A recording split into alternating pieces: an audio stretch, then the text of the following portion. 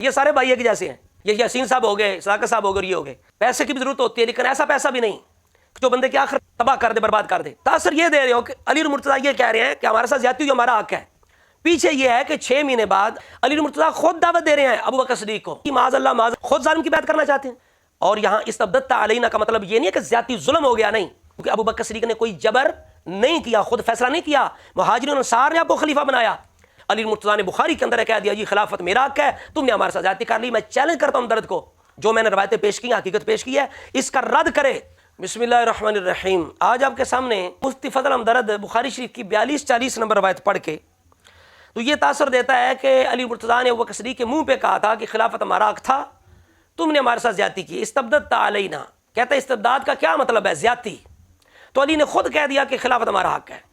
جب 6 ماہ تک امام علی علیہ السلام نے حضرت ابو بکر کی بیعت نہیں کی تو حضرت ابو بکر ان کے پاس تشریف لائے اور وجہ معلوم کی تو امام علی علیہ السلام نے اپنا پوائنٹ آف ویو، اپنا نقطہ نظر بیان کیا، بڑے واضح لفظوں کے اندر بیان کیا۔ فرمایا کہ رسول اللہ صلی اللہ علیہ وآلہ وسلم کی قرابت کی وجہ سے ہم اسے اپنا حق دیکھتے ہیں۔ یہ جو امر ہے خلافت، یہ ہمارا حق، یہ جو امر ہے خلافت، یہ ہمارا حق، یہ امام علی نے واضح طور پہ بتا دیا، یہ بالکل ہمارا حق ہے۔ اور ولیکنک استبددت علینا، لیکن آپ نے ہم سے استبداد کیا۔ استبداد صحیح بخاری کے الفاظ ہیں، استبداد، اس کا جو ترجمہ کیا ہے داؤد راز جو کہ سلفی عالم ہے، انہوں نے بھی ترجمہ کیا، لیکن آپ نے ہمارے ساتھ زیادتی کی، جو اس کا ترجمہ استبداد کا وہ ہے زیادتی۔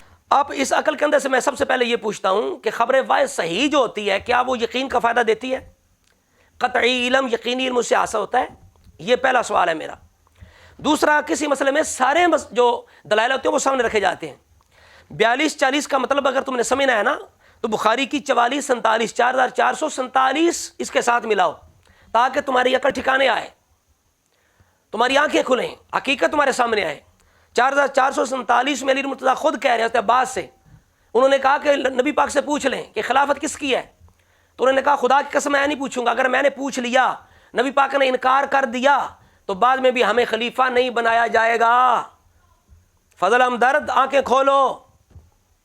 تعصب اتنا اچھا نہیں ہوتا، پیسے کی بھی ضرورت ہوتی ہے لیکن ایسا پیسہ بھی نہیں جو بندے کی آخر تباہ کر دے، برباد کر دے۔ اس قدر تم پیسے ریال اور ڈالر میں اندھے ہو چکے ہو ظالم شخص کہ خود جناب بخاری کی باقی روایات کا انکار کر رہے ہو اور مستدرک کی صحیح روایات کا انکار کر رہے ہو، حقائق کا انکار کر رہے ہو، اور پھر جو تم پیش کر رہے ہو 42-40 تاثر یہ دے رہے ہو کہ علی المرتضیٰ یہ کہہ رہے ہیں کہ ہمارے ساتھ زیادتی ہوئی، ہمارا حق ہے۔ پیچھے یہ ہے کہ 6 مہینے بعد، حالانکہ کہانی بھی یہ ابن شہاب زہری کی گڑی ہوئی ہے، یہ زہری صاحب کی کہانی ہے، ادراج ہے زہری صاحب کا، ہم اسے علی المرتضیٰ کا نہیں مانتے ارشاد، لیکن جو گڑی ہوئی کہانی ہے اس کے اندر بھی یہ ہے کہ 6 مہینے بعد علی المرتضیٰ خود دعوت دے رہے ہیں ابو بکر صدیق کو کہ میں آپ کی بیعت کرتا ہوں، میں آپ سے صلح کرنا چاہتا ہوں۔ پھر مسجد نبی میں بیعت بھی کر لی۔ وہ عقل کے اندر ایک طرف کہتے ہو کہ حق علی المرتضیٰ کا تھا، ادھر سے زیادتی ہو گئی، پھر علی المرتضیٰ خود ایک ظالم کی معاذ اللہ نقل کفر نباشد، خود ظالم کی بیعت کرنا چاہتے ہیں، آؤ میں بیعت کرتا ہوں۔ اور وصال کے وقت، شہادت کے وقت علی پاک حسن حسین اور اپنے چاہنے والوں کو یہ کہہ رہے ہیں کہ ظالموں کا دشمن رہنا، مظلوموں کا ساتھی رہنا، اور خود جو ہے وہ ظالم کی بیعت کر رہے ہیں اور کہہ رہے ہیں حق میرا ہے۔ یہ تو ایسی صورت ہوتی کہ زبردستی بیعت لی جاتی، پھر کہتے جناب حق تو ہمارا تھا، تم زیادتی کر رہے ہو۔ اس روایت کے اندر یہ علی خود بلا رہے ہیں، خود صلح کرنا چاہتے ہیں، خود بیعت کرنا چاہتے ہیں، پھر وقت دیتے ہیں، زور کے بعد مسجد نبی میں بیعت بھی کر لیتے ہیں۔ اور یہ صاحب جو ہیں، یہ جو مفتی بھی کہتا ہے، فضل بھی کہتا ہے، ہمدرد بھی کہتا ہے، یہ تینوں باتیں غلط ہیں، نہ یہ مفتی ہے، نہ اس کے اندر فضل ہے، نہ اس کے اندر کوئی ہمدردی ہے۔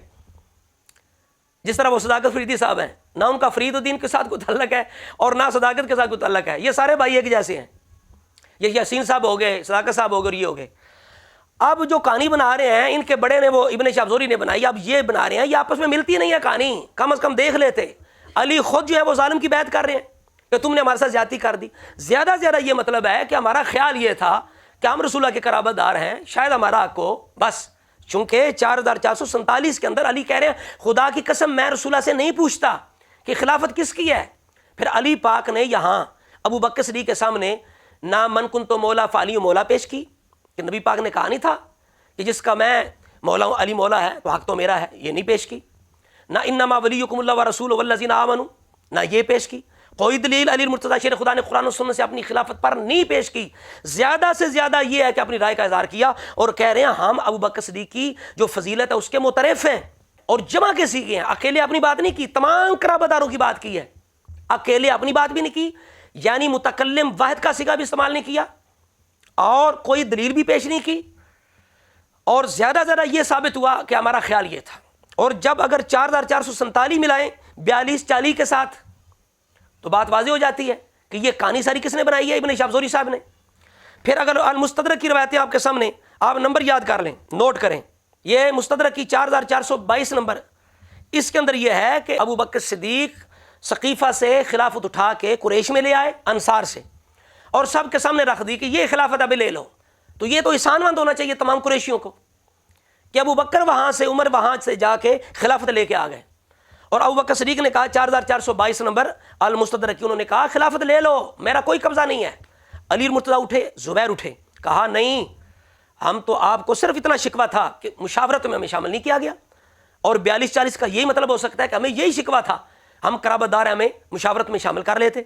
یہاں کھل کے بات کر رہے ہیں کہ مشاورت میں آپ شامل کر لیتے، تو آپ نے بتا دیا کہ وہاں اچانک مسئلہ بن گیا تھا، فلتتن، اچانک مشورہ شروع ہو گیا تھا، فلتتن کا یہ مطلب ہے، لہٰذا ہم ان نرا ابا بکر احق الناس بعباد رسول اللہ، لیکن ابو بکر صدیق کو ہم حقدار سمجھتے ہیں، کیوں؟ انہ لصاحب الغار وثانی اثنین، یہ صاحب غار ہیں، ثانی اثنین ہیں، اور ہم ان کے شرف کو، ہم ان کے بڑائی کو جانتے ہیں۔ وَلَقَدْ آمَرَهُ رسول اللہ بالصلاۃ بالناس وحی، رسول اللہ نے اپنی زندگی میں انہیں لوگوں کا امام بنا دیا۔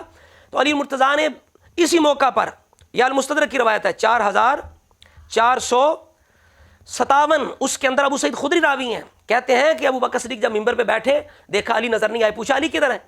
تو انصار بلا کے لائے، تو انہوں نے کہا ہے اے رسول اللہ کے چچا کے بیٹے، اے رسول اللہ کے داماد، کیا آپ اردت ان تشک اصل مسلمین، اب مسلمانوں کی جمعیت توڑنا چاہتے ہیں؟ قال لا تثریب یا خلیفۃ رسول اللہ، اے اللہ کے رسول کے خلیفہ ایسی کوئی بات نہیں، علی پاک نے کہا۔ فبایعہ، علی پاک نے وہیں بیعت کر لی، یہ المستدرک ہے 4457۔ اسی طرح المستدرک کی 4462 نوٹ کریں کہ ابو سفیان کو علی مرتضیٰ کہہ رہے ہیں ہم ابو بکر صدیق کو زیادہ حقدار سمجھتے ہیں خلافت کا، جب بیعت ہو رہی تھی انہی دنوں کی بات ہے۔ 4467 نمبر، 4467 یہ بھی نوٹ کریں کہ اپنی شہادت کے قریب علی کہہ رہے ہیں کہ میں خلیفہ نہیں بناؤں گا، رسول اللہ نے نہیں بنایا تھا، لیکن اللہ بہترین پہ جمع کرتا ہے اگر بھلائی کا ارادہ کرے۔ کما جمع بعد نبیہم علی خیرہم، جس طرح اللہ نے رسول اللہ کے بعد بہترین ابو بکر پر لوگوں کو جمع کر دیا۔ اور 4422 آپ کے سامنے میں نے پیش کر دیا المستدرک کی، اور اسی طرح بخاری شریف کی میں نے جو اوپر پیش کی ہے 4447، اس کے اندر علی کیا کہہ رہے ہیں کہ لا یعطینا الناس بعدہ، اگر رسول اللہ نے انکار کر دیا بعد میں بھی لوگ ہمیں خلیفہ نہیں بنائیں گے۔ تو یہاں بھی علی مرتضیٰ بخاری شریف کی روایت کے اندر اقرار کر رہے ہیں کہ اللہ خلافت دے گا، بندوں کے ذریعے دے گا، جیسے 4422 نمبر کے اندر مستدرک کے اندر کہتے ہیں کما جمع بعد نبی علی خیر۔